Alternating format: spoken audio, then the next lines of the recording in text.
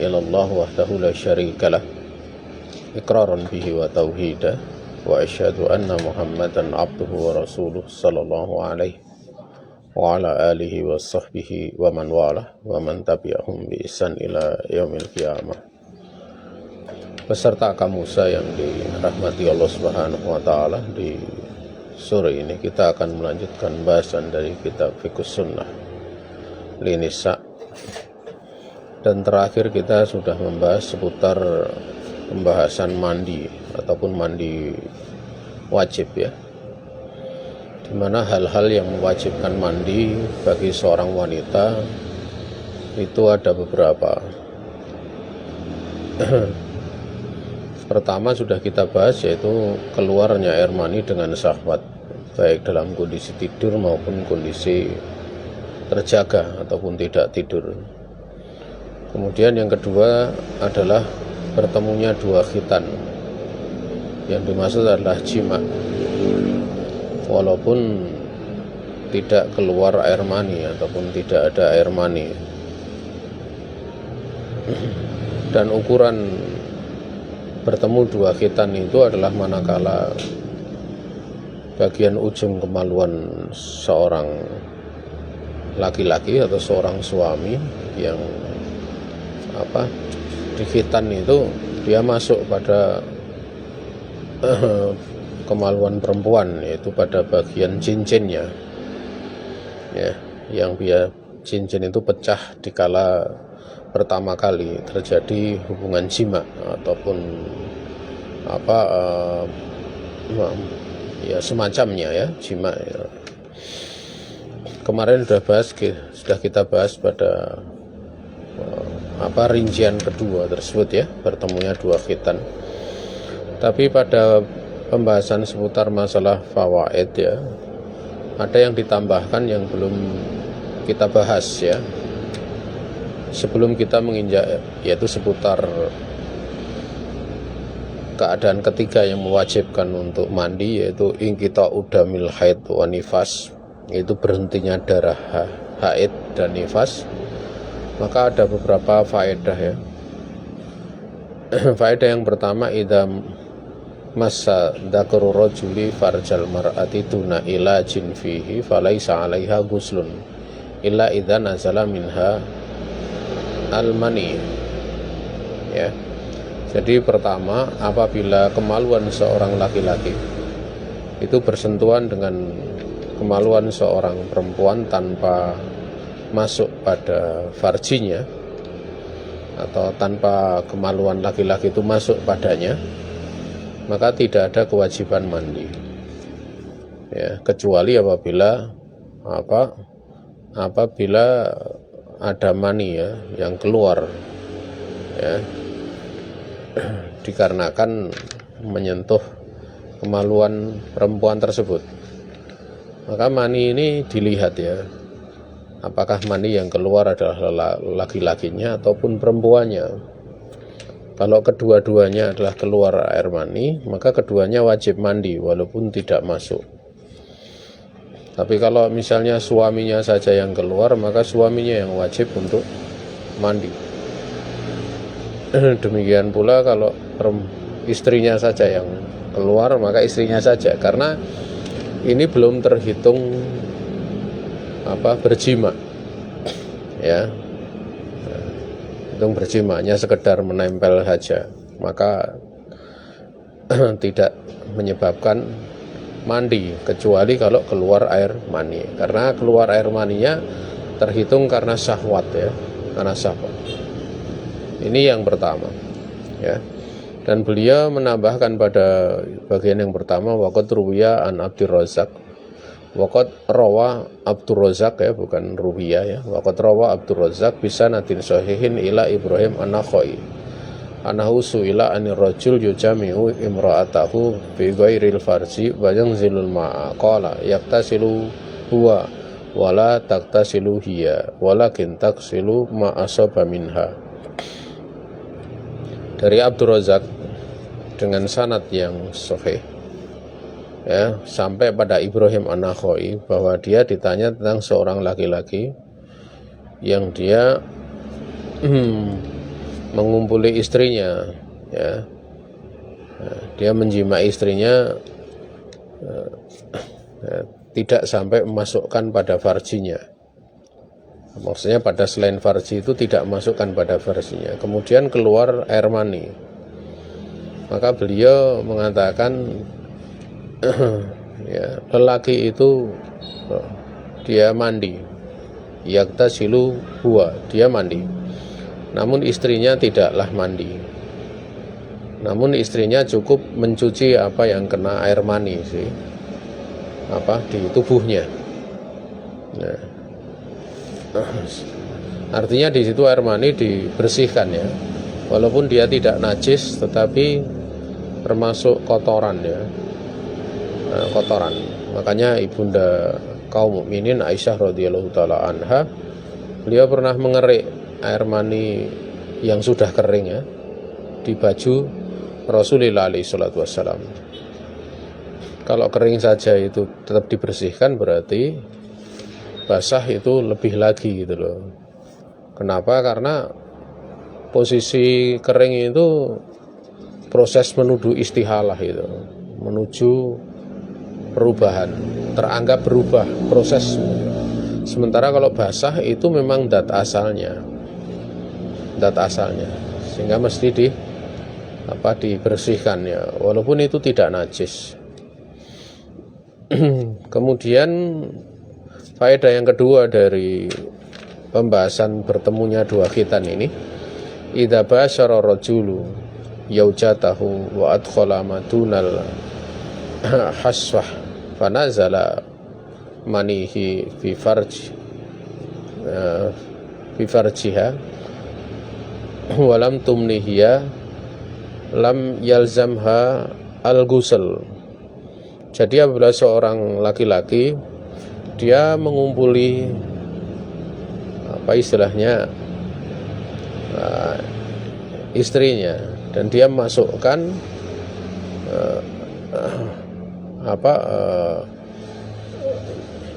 yang di belakang ujung kemaluannya ya. Kemudian keluar air mani di farji seorang perempuan, artinya dia masuk air mani tersebut ya, sementara istrinya tidak keluar air mani ya. Maka itu mandi tidak melazimi perempuan tersebut. Yang dimaksud di sini adalah memang tidak dimasukkan seperti keadaan pertama ya. Ya. Artinya yang di belakang hasyafah itu ya. Artinya tidak sampai masuk pada bagian kemaluannya yang seukuran di khitan itu tidak masuk gitu. Ya. Tapi masuk sedikit, kemudian keluar air mani masuk ke istri gitu. Ya, masuk ke istri. Ya. Maka istrinya ini tidak mandi, yang wajib mandi adalah suaminya gitu.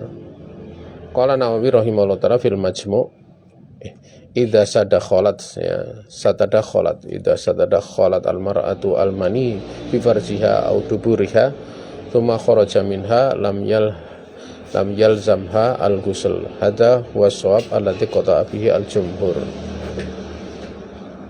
Ya. Beliau mengatakan apabila seorang wanita terkena masuk mani di kemaluannya atau di duburnya ya, kemudian keluar darinya ya, summa kharaja minha, air mani itu keluar, maka tidak melazimi mandi. Inilah pendapat yang benar yang dipastikan oleh jumhur ulama ya. Tapi ini yang istilahnya yang mesti mandi adalah suaminya gitu. Ini keadaannya mirip keadaan yang pertama ya sebenarnya. Ya. Kalau keadaan pertama memang tidak masuk sama sekali itu. Bisa jadi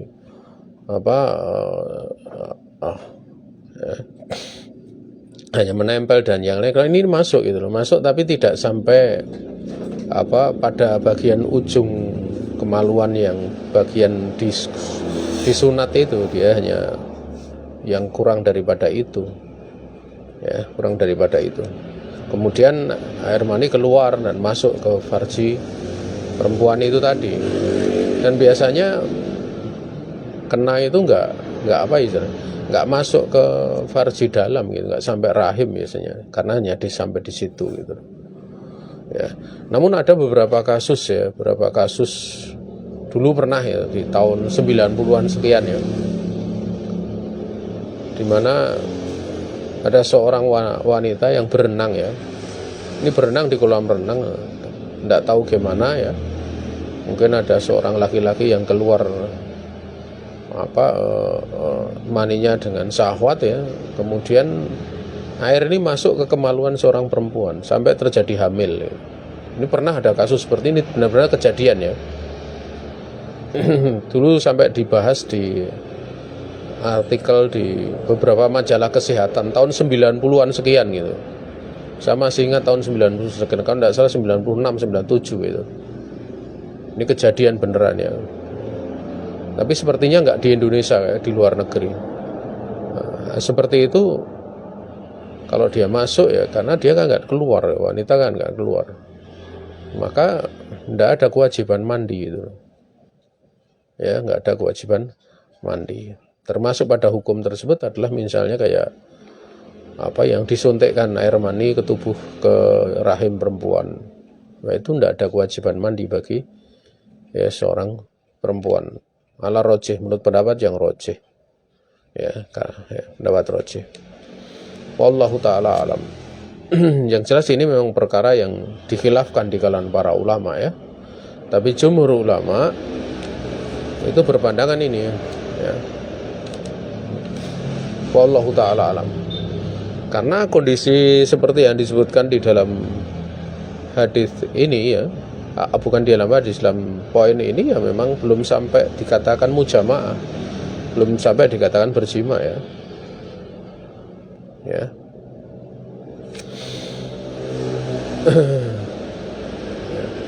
Kemudian yang ketiga, idza jama'a ar-rajul zawjatahu tsumma iktasalat wa ba'da dzalika kharaja min farjiha wa ba'da dzalika kharaja min farjiha ma'ur rajuli fala yalzamuha al-ghusl lakin 'alaiha al-wudu.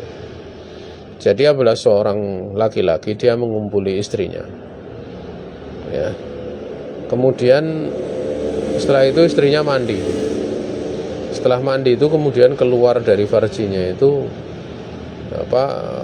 air mani laki-lakinya gitu loh ya, maka yang seperti itu tidak mewajibkan, tidak mengharuskan perempuan itu atau istrinya itu mandi lagi, namun cukup untuk dia berwudu ya, cukup untuk berwudu, lakin 'alaiha al-wudu ya.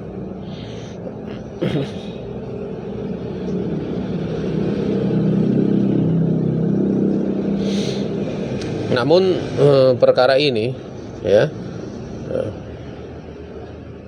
ada sebagian ulama yang berpandangan itu wudunya itu tidak wajib, itu tidak membatalkan wudu sebenarnya, tapi itu afdol saja, karena secara asal itu bukan dari air mani perempuan ya, tapi air mani laki-laki, hanya sudah masuk dalam dirinya gitu loh, dalam diri perempuan gitu loh, dan keluarnya dalam kondisi seperti itu kan memang keluar tanpa syahwat itu ya, keluar tanpa syahwat. Tidak mungkin kondisi seperti itu syahwat, sehingga di situ apakah kemudian itu membatalkan wudhu atau tidak.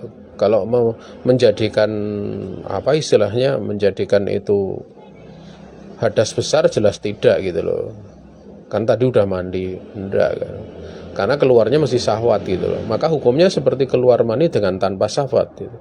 Hukumnya mirip dengan itu. Nah, maka kalau keluar air mani tanpa syahwat, itu yang dibahas, yang keluar itu sebenarnya najis atau bukan gitu. Ya, najis atau bukan. Kalau yang keluar najis kan jelas itu hadas gitu loh. menjadi hadas kecil gitu loh. Ya. Tapi kalau yang keluar itu bukan najis, maka di situ seperti hukum pembahasan masalah keputihan ya, pembahasan seputar masalah keputihan. Nah, di keputihan sendiri juga ada silang pendapat di kalangan para ulama. Sebagian mengatakan itu membatalkan wudu, sebagian mengatakan najis, dan sebagian tidak mengatakan najis. Ya.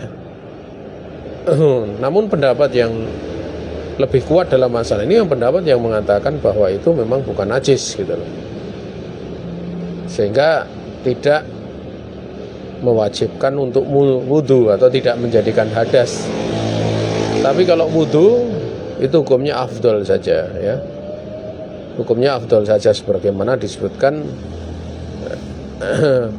oleh Ibnu Hazm. Oleh Ibnu Hazm beliau mengatakan memang ini ya, berpendapat untuk wudu, tapi ila anahu lam yujib alaiha al wudu. Namun beliau hanya saja beliau berpandangan tidak wajib untuk wudu ya. Berarti kan tidak membatalkan gitu. Dan pendapat itu ada pendapat yang punya sisi ya. Walaupun kalau di sini sebagaimana pendapat Al-Imam Nawawi ya, itu mengharuskan wudu ya. Lakin alaiha al wudu, namun wajib baginya wudu. Wa inda Ibnu Abi Syaibah bisanatin sahihin ani Zuhri fil mar'ati wa rajul yakhruju minhuma syai' ba'da ma yaktasilani qala yaksilani farjahuma wa yatawaddoani. Dari Ibnu Abi Syaibah dengan sanad yang sahih dari Zuhri. Zuhri ini tabi'in besar ya, tentang seorang istri dan seorang suami yang keluar sebagian dari mani itu dari keduanya setelah mandi gitu loh ya. Maka beliau menyebutkan keduanya mencuci farjinya saja dan wudu. Nah, di sini bahkan diterangkan keluar dari keduanya, dari suami dan istri. Maka yang dimaksud keluar dari keduanya itu tanpa syahwat ya, tanpa syahwat. Artinya mungkin pada diri seorang laki-laki masih ada yang tersisa dan belum keluar. Tadi waktu keluar itu masih ada yang tersisa di dalam kemaluannya. Demikian pula pada seorang perempuan, seorang wanita, itu air mani yang ada dalam kemaluannya kemudian keluar setelah mandi keluar. Nah, ini yang dimaksud ya. Maka disebutkan yaitu keduanya mencuci kedua kemaluannya dan berwudu ya, berwudu. Tapi kalau misalnya keluarnya dari setelah mandi itu keluar dari suaminya misalnya karena syahwat ya mandi lagi gitu loh, itu mandi lagi ya. Wahakada. Kemudian yang keempat, idza jama'a ar-rajulu zaujatahu saghirata allati lam tahid aw kana al-wati'u lil mar'ati saghiran lam yablugh fa innahu yalzamuhuma aidan al-ghuslu kama qala al-imamu Ahmadu. Ya. Turo ya. Aisyah tuh hinakana ya tauhan Nabi alaihi salatu wasalam lam takun taktasil. Ini pertanyaannya. Apabila seorang laki-laki dia mengumpuli istrinya yang masih kecil ya, yang belum haid, atau ya, atau justru laki-lakinya itu belum dewasa mengumpuli istrinya yang sudah dewasa, yang lam tabluk, artinya dia sendiri suaminya misalnya belum dewasa, maka sungguhnya ya melazimi keduanya pula itu untuk mandi sebagaimana perkataan Al-Imam Ahmad. Diriwayatkan Ibunda Aisyah tatkala Nabi ini pertanyaan, apakah diriwayatkan dari Bunda Aisyah tatkala Nabi mengumpuli kemudian Nabi tidak mandi? Apakah demikian? Tidak ada riwayat yang mengatakan demikian. Artinya kalau riwayat seperti itu tidak ada, berarti apa? Keduanya mandi, dimaklumi, ya. Wahakata. Karena Ibunda Aisyah radhiyallahu taala anha, beliau dibawa ke rumah Nabi, dikumpuli umur 9 tahun, ya. Dinikah umur 6 tahun, tapi dibawa ke rumah Nabi itu setelah umur 9 tahun. Kemudian yang terakhir, idza da'a ar-rajulu zaujatahu ilal jima falaisa laha antamna'ahu min hadza bi hujjati adami wujudil ma'i lil ikhtisal, ya. Ya. Liqaulihi subhanahu wa ta'ala, idza da'a ar-rajul imra'atahu ila firashihi fa'abat antaji'a la'anatha al-malaikatu hatta tusbih. Apabila seorang suami mengajak istrinya untuk berjima, maka tidak ada keluasan bagi seorang wanita untuk menolaknya, ya, untuk menghalanginya, hanya karena alasan tidak ada air untuk mandi. Karena tidak ada air untuk mandi bisa apa? Bisa bertayamum, ya. Nah, tentunya manakala wanita itu mampu untuk mengumpuli, gitu, mampu untuk melayani suami. Kalau misalnya istrinya sakit, ya, kemudian kalau dikumpuli sakitnya tambah parah, maka ini termasuk dari bentuk kedoliman dari seorang suami. Tidak benar, gitu loh. Ya, kadang orang menerapkan dalil itu ngawur, gitu loh, ya. Kadang orang menerapkan dalil itu ngawur itu dengan hadis ini. Apabila seorang suami mengajak istrinya untuk ke tempat tidur, maksudnya berjima, kemudian istrinya enggan untuk datang, maka para malaikat akan melaknat dia sampai subuh. Sampai subuh dilaknat oleh para malaikat. Ya, pernah ada kejadian. Jadi suaminya ngaji itu, ya, ngajinya ya bukan sekedar ngaji, kalau ceramah aja keluar dalilnya banyak. Jadi minta istrinya, padahal istrinya itu punya sakit, gitu, sakit bagian kandungan, gitu. Kalau dikumpuli tambah sakit, tapi malah suaminya dalil dengan dalil ini, bahkan sampai mengilah, ya, dia bersumpah untuk tidak mengumpuli istrinya karena marah, dan ya mengeluarkan dalil seperti ini. Ya, ini orang tidak punya fikih seperti ini, ya, orang ngawur seperti itu, ya. Karena ketaatan itu manakala sampai pada taraf memberikan madorot itu tidak boleh, sampai taraf membahayakan itu tidak boleh, ya.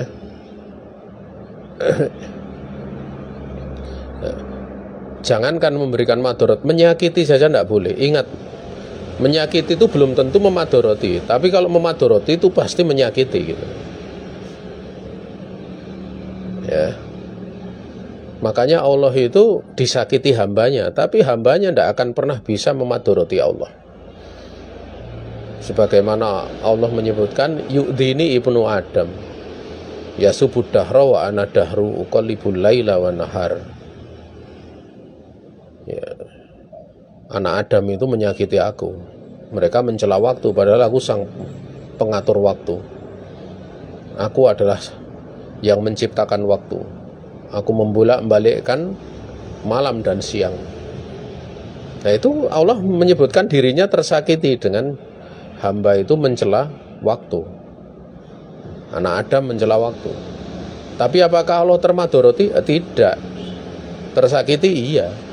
Makanya dijelaskan oleh para ulama, menyakiti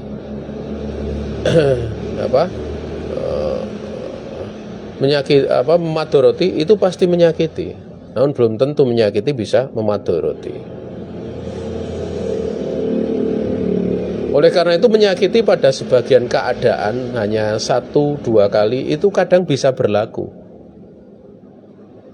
Bisa berlaku.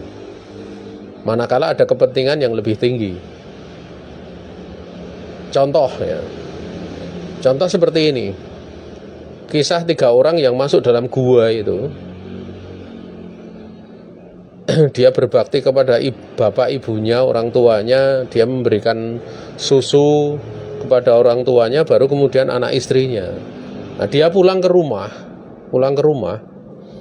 itu orang tuanya sudah tidur, dia merah susu, akhirnya apa? Mau diberikan ke orang tuanya sudah tidur, dia tunggu sampai subuh, anaknya nangis-nangis.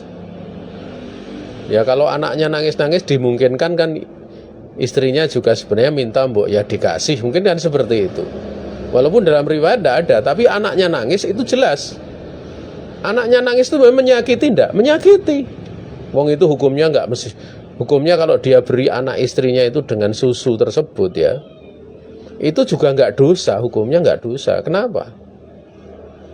Ya karena ada udzur, dia tidak bisa memberikan kepada orang tuanya dulu karena orang tuanya sudah tidur. Kalau secara nalar ya sudah diberikan anak istrinya pun enggak ada masalah. Namun dia ingin menjaga amalnya gitu loh. Amalnya supaya istiqomah, memberikan kepada orang tuanya dulu baru kemudian kepada istrinya. Dan bukan tidak memberikan kepada anaknya, hanya menunda saja. Tunggu sampai orang tuanya bangun, nanti dikasih susu, nanti setelah itu baru anak istrinya. Itu enggak memadoroti, tetapi menyakiti iya gitu loh. Menyakiti. Hanya kadang-kadang saja. Kalau setiap hari ya beda lagi pembahasannya. Karena kadang-kadang enggak apa-apa. Ya, makanya kalau dalam sebuah keluarga ya misalnya orang tua suaminya minta dibantu, diberi. Kadang-kadang misalnya sampai anak istrinya makan sego tempe lah katanya di rumah. Karena orang tuanya butuh berobat ke rumah sakit atau gimana, kemudian minta anaknya dikasih, enggak apa-apa. Itu enggak masalah kalau hanya sekali 2 kali, enggak apa-apa. Tapi kalau setiap hari sampai anaknya enggak pernah mau makan sampai 2 kali sehari, atau istrinya sampai, nah ini sudah enggak boleh. Maka berbakti kepada orang tua dalam hal seperti itu tidak sampai memadoroti gitu loh. Makanya mesti dibahas itu, difahami madoroti seperti apa, kadang menyakiti seperti apa. Nah kalau misalnya ada seorang istri yang sakit seperti itu ya, itu kemudian timbul sakitnya tambah parah, ya itu sudah masuk kategori memadoroti, bukan sekedar menyakiti. Menyakiti saja itu tidak boleh, apalagi memadoroti. Ya. Wallahu ta'ala. Qala Syekhul Islam fi Majmu'il Fatawa. Berkata Syekhul Islam di Majmu' Fatawa yang juz 21 halaman 404 ya. 454. Arabi wal khamsuna wa arba'amiyah. Ya. Beliau mengatakan walaisa lil mar'ati an tamna'a zaujaha al-jima'a bal yujami'uha fa in qadirat 'alal iktisal wa illa tayammamat wa shollat. Tidak ada keluasan bagi seorang perempuan untuk menolak kepada suaminya untuk berjima dalam kondisi seperti itu, tidak ada air. Bahkan dia suami boleh untuk menjimainya ya. Kalau istrinya mampu untuk mandi ya mandi, tapi kalau tidak mampu ya tayamum dan kemudian sholat. Selesai pembahasan fawaid ini. Kemudian yang ketiga yaitu ingkita udamil haid wa nifas. yaitu terhentinya darah haid dan nifas. Ini termasuk dari yang mewajibkan mandi. Didasarkan kepada hadis Ibunda Aisyah anak Nabi alaihi salatu wasallam qalat li Fatimah binti Abi Hubeish radhiyallahu taala anha, fa idza aqbalat haidatu fada'i sholata wa idza adbarat faktasili wa sholli. Nabi bersabda ya kepada Fatimah binti Abi Hubeish, apabila haidmu sudah datang, maka tinggalkanlah sholat. Dan apabila haidmu itu sudah pergi, maka mandilah dan sholatlah. Ya, ini haid. Wa nifas kal haid bil isma. Ingat, hukum nifas itu seperti haid dengan kesepakatan para ulama. Ya, kesepakatan para ulama. Otomatis kalau itu adalah kesepakatan para ulama, ya sudah tidak ada pendapat lagi. Ya, sudah tidak ada pendapat lagi. Ya. Cukup jelas masalah ini. Kemudian yang keempat, penyebab dari mandi adalah idza kanat kafiratan fa aslamat. Apabila seorang wanita itu kafir, kemudian dia masuk Islam. Di hadis Qais ibni Asim anahu aslama fa amarahu nabiyyu alaihi salatu wasalam an yaktasila bima'in wasidrin. Didasarkan kepada hadis Qais bin Asim, bahasanya beliau mengatakan bahwa Qais bin Asim ini dia masuk Islam. Maka Nabi kemudian merintahkan dia untuk mandi dengan air dan sidr. Sidr itu daun bidara. Ya, daun bidara itu kalau dicampur air ya, dihancurkan campur air, itu jadi kayak sabun nanti airnya itu. Berbusa ya. Berbusa.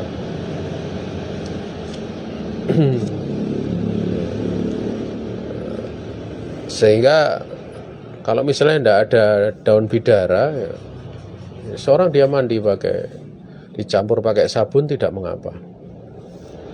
Wahakata.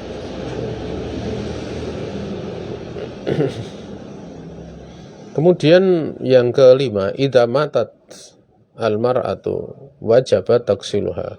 Apabila seorang wanita itu meninggal, maka wajib untuk memandikannya. Wahadal wujub muta'alliqun biman hadaraha minal muslimat. Ya, kewajiban ini tergantung dengan adanya para wanita muslimah yang menghadiri jenazahnya. Kalau tidak ada seorang pun dari kalangan wanita, maka boleh untuk lelaki memandikannya, yaitu suaminya. Kalau suaminya tidak ada, ya, dan tidak ada perempuan, maka yutayammamu, ditayamumkan. Ya, sebagaimana dijelaskan oleh Syekh Shalih Al Fauzan di dalam kitab Mulakhos, ya, Al-Fiqhi. Ya. Di dalam kitab itu beliau sebutkan tayamum, ya, ditayamumkan. Wahakadha. Ya.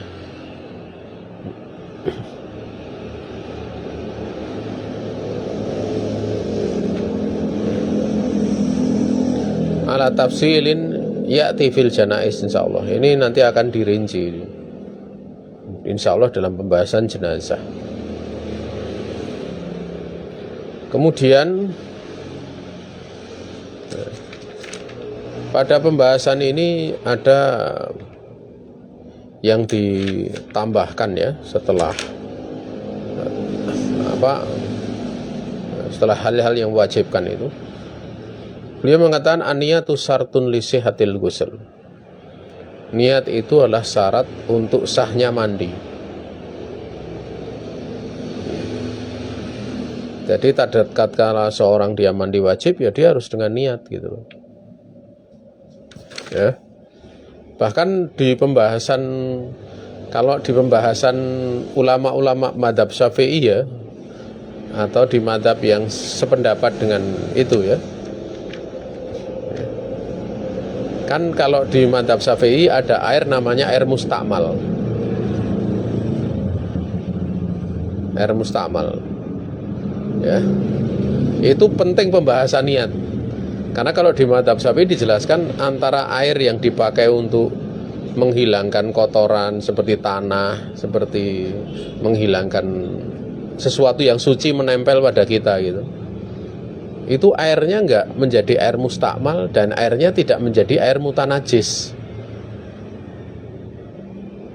Kalau air mutanajis kan air yang digunakan untuk membersihkan najis, tercampuri najis, sehingga begitu lepas dari tempat najis, misalnya kayak tangan kena najis diguyur air, maka airnya yang jatuh itu kan campur najis, itu kan namanya air mutanajis.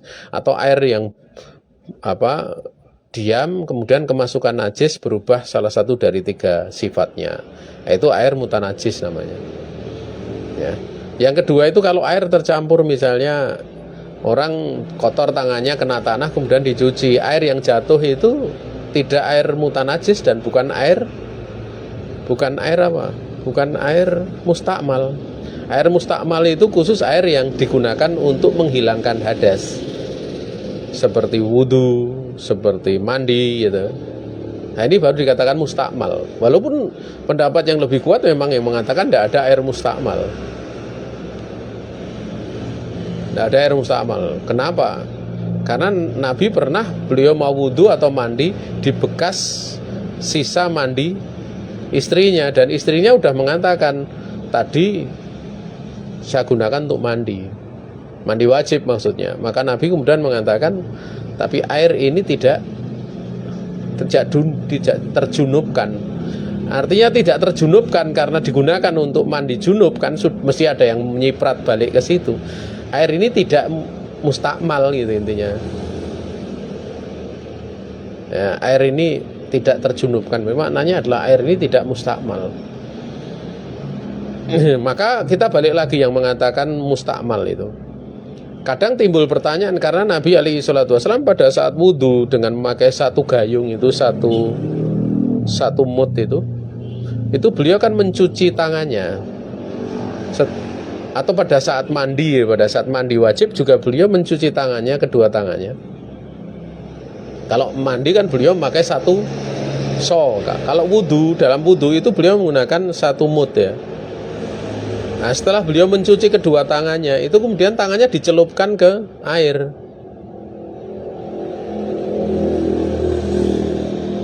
Ya. Tapi kan masalahnya air tangan itu sudah dicuci sehingga sudah tidak hadas. Kan gitu kan? Pada saat mencuci itu kan memang untuk menghilangkan hadas. Tapi kita tahu sebenarnya mencuci di tangan di awal itu menghilangkan hadas di telapak tangan atau enggak gitu loh. Ini yang perlu dibahas. Apakah menghilangkan hadas atau tidak? Sebenarnya itu belum menghilangkan hadas. Kenapa? Karena menghilangkan hadasnya itu adalah setelah mencuci muka. Kan kita tahu urutan wudhu itu kan faksilu wujuhakum, cucilah wajah kalian, baru tangan. Dan tangan itu kalau andaikan sudah dicuci pergelangan tangannya, harusnya kan mencuci tangannya cuma dari pergelangan tangan sampai siku, karena telapak tangan sudah suci kan gitu harusnya. Tapi enggak, mencuci itu dari ujung jari sampai siku. Itu menunjukkan bahwa mencuci pertama bukan mengangkat hadas pada telapak tangan. Pada saat telapak tangan itu masih hadas, digunakan untuk ngambil air dicebokkan, kemudian diusapkan ke wajah. Itu sebenarnya air itu kan sudah terkena tangannya. Mau orang wudhu pakai pancuran juga seperti itu, mesti memakai tangannya, diraupkan di wajah gitu loh. Apakah itu menjadi mustakmal? Enggak, menurut madhab Syafi'i enggak menjadi mustakmal. Makanya dicelupkan ke gayung pun boleh, wong itu bukan mustakmal. Karena itu bukan niatnya menghilangkan hadas. Menghilangkan hadas itu niatnya begitu apa? Sesaat sebelum dimasukkan ke wajah, diusapkan ke wajah, di saat itulah niat menghilangkan hadas. Maka yang jatuh dari muka itulah air yang mustakmal. Makanya ya kalau dibahas ya niat di kalangan madhab Syafi'i itu agak susah. Ya, ada pembahasan sholat saja kan niat ada usolli fardhu subuhi, kan itu ada sholat ada niatnya seperti itu. Itu sebenarnya bukan niat itu. Ulama-ulama madhab Syafi'i mengatakan niat ya fil qalb. Niat itu ada dalam hati. Tetapi pada saat mengatakan usolli itu melafatkan niat, dan melafatkan niat itu bukan niat itu gitu loh. Bukan niat untuk sholat. Niat sholat ya pada saat kemudian mau Allahu Akbar ngomong dalam hati seperti itu. Sehingga pada waktu mengatakan usolli itu sebenarnya dia bukan niat, tetapi untuk murojaah, niat dalam hati. Sebenarnya seperti itu. Makanya dikatakan melafatkan niat itu tidak wajib menurut madhab Syafi'i. Makanya kalau orang ngamalkan usolli itu sebenarnya dia susah sebenarnya, nggak sesederhana yang dibayangkan. Karena harusnya seperti itu gitu loh. Mereka mengatakan tetap niat itu dalam hati. Jadi itu penlafatan niat dan bukan itu jadi mengatakan usolli itu bukan itu niatnya. Makanya kalau sekarang sudah belajar misalnya fikih madhab Syafi'i di bagian tingkat lanjutan itu bisa pusing itu. Saya pernah ngajar di satu tempat ya, itu banyakan sana fikihnya Syafi'i. Pada saat saya jelaskan tentang wudu itu, wudu Nabi menciduk itu kan di situ disebutkan oleh Imam Syarbini itu bahwa pada saat mengambil air dari ciduk itu, atau kalau di tempat kita misalnya kita seorang berwudu itu mengambil air dengan tangannya kemudian diusapkan ke wajah, itu belum menjadikan air mustakmal. Kenapa? Karena belum ada niat untuk mengangkat hadas. Mengangkat hadasnya nanti sesuai urutannya, wajah ya, setelah wajah kan sebelumnya kan kumur-kumur menghirup air gedung wajah, setelah wajah kan baru niat apa? Untuk tangan. Untuk tangan. Nah, ya. Tapi ini sebenarnya pembahasan udah di luar konteks ya, di luar konteks. Tapi kenapa saya jelaskan? Ya karena kita mayoritas di tempat kita banyak yang berpandangan seperti itu. Ya, berpandangan dengan istilahnya ada air mustakmal. Ya. Adapun sebenarnya yang lebih kuat ya dalam perkara itu memang tidak ada air mustakmal. Yang ada cuma air mutanajis atau air yang suci, ya, suci lagi mensucikan tentunya, ya. Kemudian dari situ kemudian seorang tidak perlu bingung ya, kalau orang pulang dari mana? Dari sawah, kemudian dia mandi habis satu kolah mungkin, tapi dia belum niat untuk misalnya tadi junub, belum niat untuk junub, ya nggak sah itu mandinya. Itu hanya mandi menghilangkan kotoran. Walaupun dia junub, gebyur nggak ada niat, ya airnya yang jatuh itu tidak terhukumi air mustakmal menurut pendapat yang mengatakan mustakmal. Ya, tidak masuk. Cipratannya masuk ke dalam bak juga tidak masuk air mustakmal. Mau lebih dari 2 kolah atau kurang 2 kolah itu tidak perlu untuk diperhatikan. Menurut pendapat yang mengatakan 2 kolah loh. Menurut pendapat yang mengatakan ada air mustakmal. Tapi kalau dia begitu niat untuk untuk junub, untuk menghilangkan junub, ini ya itu bisa nanti menjadi mustakmal kalau kecipratan. Seperti itu. Ya. Makanya kalau sudah membahas dengan air 2 kolah, dengan air mustakmal, mesti di dalam beribadah jadi di dalam menghilangkan hadas jadi rumit gitu loh. Jadi rumit. Padahal kalau kita mengambil dari Nabi pernah mandi bareng bersama istrinya, mandi junub, selesai kan. Yang namanya mandi kelazimannya mesti ada cipratan gitu loh. Selesai sebenarnya, nggak rumit gitu. Wallahu taala alam. Kemudian aniyatu sartun li sihatil ghusl li anal ghusla ibadatun la tu'lamu ila bi syar'i fakanat niyatu sarton fiha. Dikarenakan mandi itu ibadah, maka ibadah itu tidak bisa diketahui kecuali dengan syariat. Maka keberadaan niat itu menjadi syarat di dalam ibadah.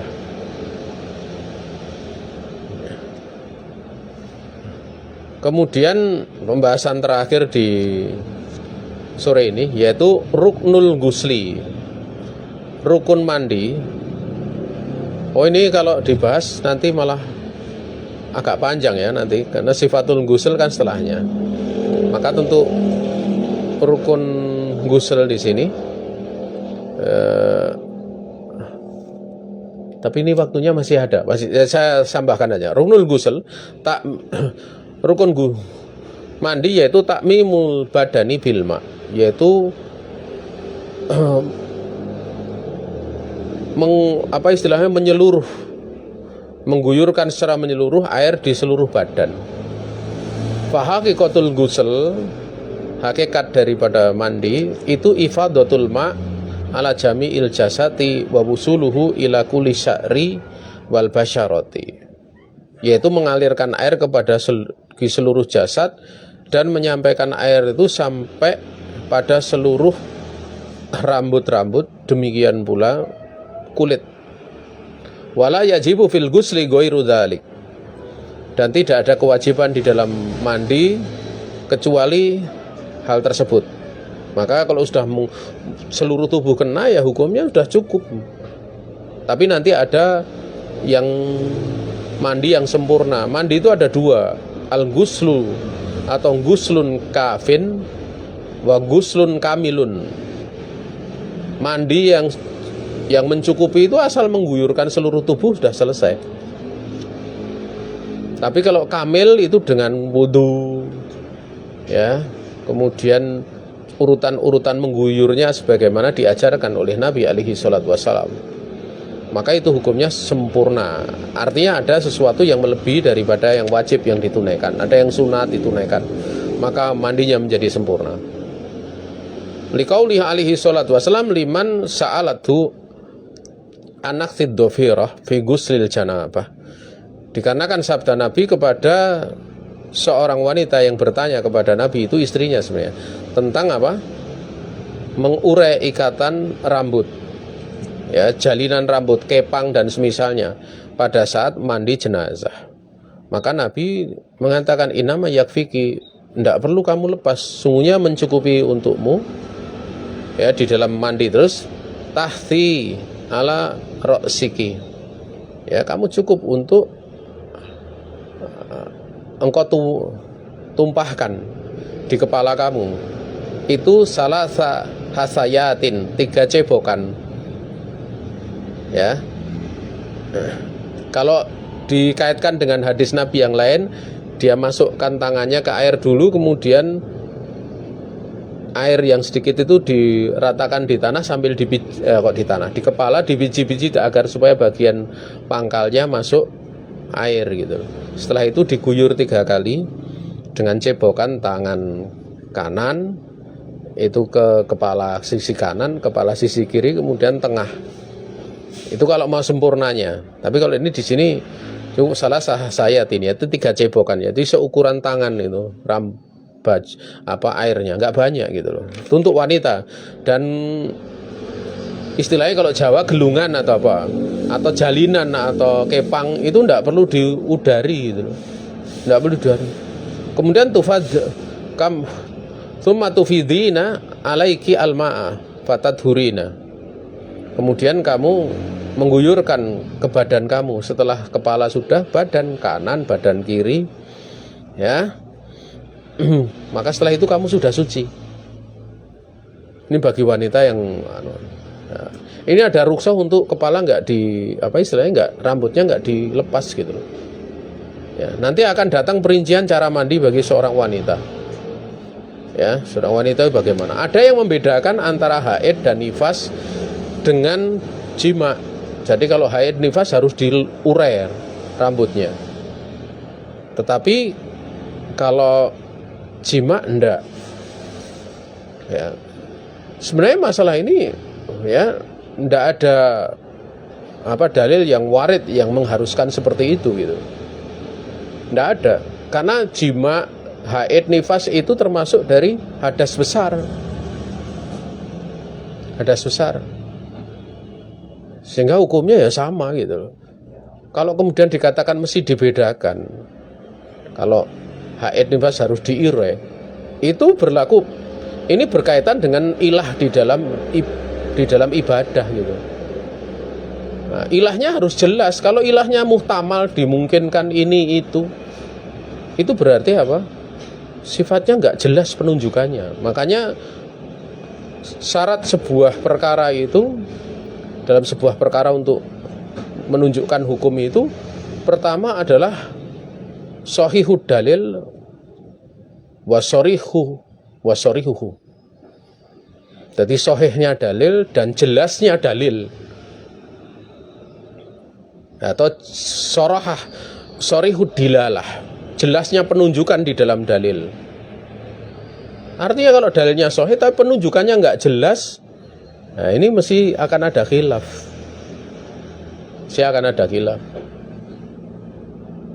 Wallahu ta'ala alam. Ini saja yang bisa disampaikan di sore ini. Besok kita lanjutkan pada pertemuan yang akan datang. Ya,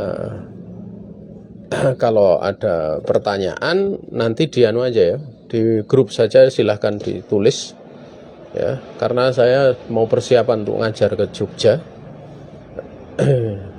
Nih, ada salah datang dari pribadi diri saya sendiri dan dari syaitan. Saya istighfar kepada Allah Subhanahu wa taala. Ada benar semata-mata keluasan rahmat Allah Subhanahu wa taala yang diberikan kepada kita semua. Akhirul kalam. Wassalamualaikum warahmatullahi wabarakatuh.